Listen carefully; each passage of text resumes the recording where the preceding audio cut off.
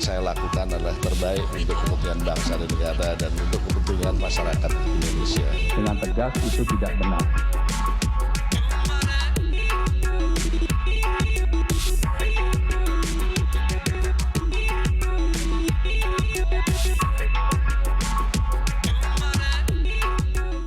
Pemirsa, kasus Setia Novanto terus bergulir. Bola panas pencatutan nama presiden untuk memperoleh saham di PT Freeport Indonesia yang digulirkan Menteri SDM Sudirman Said kini berada di Mahkamah Kehormatan DPR.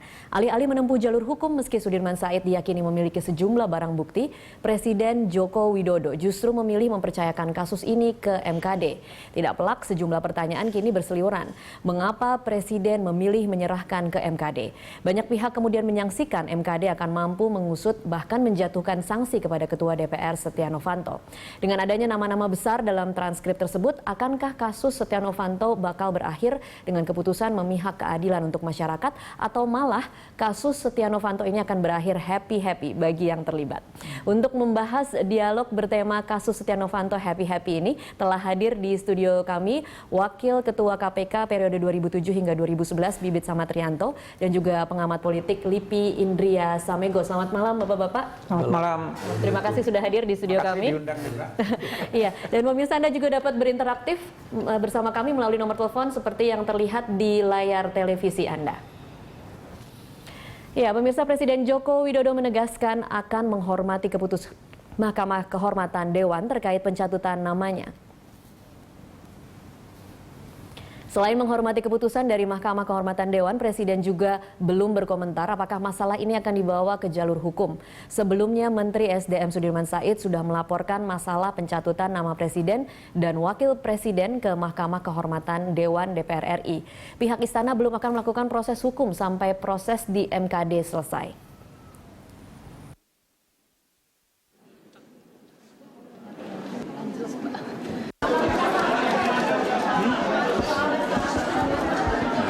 Tadi kan sudah saya sampaikan, kita harus menghormati proses di MKD, ya, harus menghormati. Kemudian kalau yang tadi, saya memang hanya baca di trending topik itu aja. Saya baca di trending topik, ada Papa minta pulsa, ada Papa minta sahamannya gitu aja, nggak ada. Tapi nggak termasuk untuk menyindir, nggak bermaksud untuk menyindir. Nggak, saya hanya baca. Saya hanya baca. Ya. Apanya? Sekali lagi kita harus menghormati proses di MKD, ya.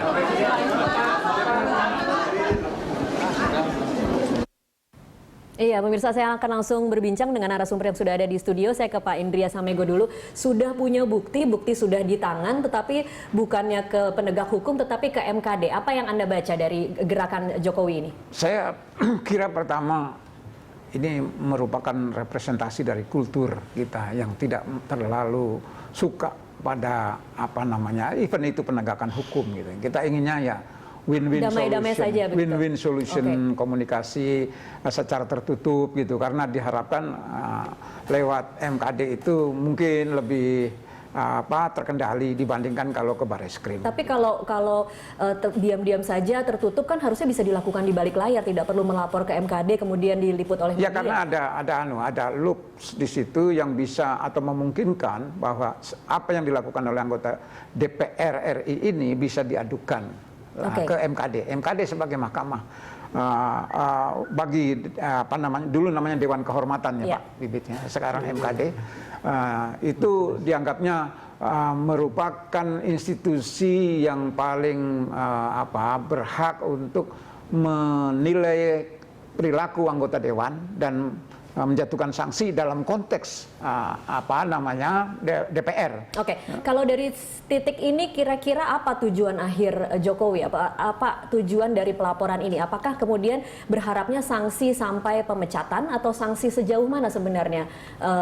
Ya, tentu saja kalau tujuan Presiden Jokowi ya ini diselesaikan sampai akhir gitu ya. Jadi lewat MKD nanti yang bersangkutan itu bisa diberhentikan karena MKD yang berhak untuk mengusulkan itu kepada ketua partai untuk PAW gitu ya. Jadi MKD ini merupakan sebuah terminal untuk itu. Tapi setelah itu ya saya kira seperti di polisi, TNI juga kalau masalahnya masuk ini pidana ya serahkan ke peradilan gitu. Tapi kalau hanya disiplin ya ini urusan internal gitu. Kira-kira begitu. Ada sebagian pihak yang melihat bahwa ini kemudian bergeser menjadi gerakan atau motif politik. Anda melihatnya? Ya itu yang saya ingin ingatkan pada kawan-kawan. Jangan sampai substansinya kemudian tidak dibahas. Ya, yang dibahas prosedur. Ya, termasuk di situ ada motif politik, ya ada orang mengatakan ini Sudirman cari muka segala macam supaya tidak diresapel, kira-kira begitu. Atau juga yang ditanyakan misalnya prosedur, kenapa ke situ, mana buktinya segala macam, ya, substansinya dilupakan. Jadi perdebatan-perdebatan yang muncul adalah pro kontra soal pelaporan ke MKD itu. Padahal masalahnya adalah apakah benar Setia Novanto ketemu dengan ini, kemudian apa yang dilakukan, itu yang harusnya dibuka gitu. Oke, saya geser dulu ke Pak Bibit. Pak Bibit, kalau buktinya sudah ada, rekamannya baru saja diserahkan, kita sudah melihat ada beredar di masyarakat mengenai transkripnya, kira-kira detail pembicaraannya seperti apa. Ini kira-kira kuat tidak sih Pak kalau dilanjutkan ke ranah hukum? Sekarang masalahnya harus melihat bahwa kejadian itu benar atau tidak, ya Pak ya, benar atau tidak, karena ini kan politik itu macam-macam, politik macam-macam, kadang-kadang menjatuhkan pihak yang sebelah gitu, dengan hal-hal yang kecil-kecil begitu. Nah, kemudian kalau itu benar, ada nggak pelanggaran pidananya di situ? Yang paling kita lihat mungkin pencemaran nama baik kalau memang itu tidak terjadi seperti itu. Kalau terjadi seperti itu ya berarti ya benar gitu. Ya, berarti benar dan MKD harus mengambil tindakan. Ambil tindakan. Nah, kemudian kalau MKD tadi kan melihat pada kode etik dari dewan itu kan, dewan itu mana yang dilanggar gitu, ada kan dilanggar. Sanksinya tentunya setiap pelanggaran ada, sanksinya diterapkan juga oleh mereka. Apakah tadi seperti yang disarankan Pak Samiko tadi, diserahkan ke partainya, kemudian PAW dan sebagainya. Nah ini kita memang akhirnya harus menunggu MKD dulu, menunggu MKD dulu. Dan kita pelajari kalau dari sini memang kok kejadiannya seperti itu kan, kita baca dari media juga. Iya, kalau berdasarkan transkrip dan bukti rekaman, itu bukti yang sudah cukup belum sebenarnya Pak? Untuk harus kemudian tahu persis rekamannya itu benar nggak itu kan, harus diuji oleh ahli suara segala macam tuh, diuji. Lah kalau itu ternyata benar jadi alat bukti yang valid gitu ya itu bisa.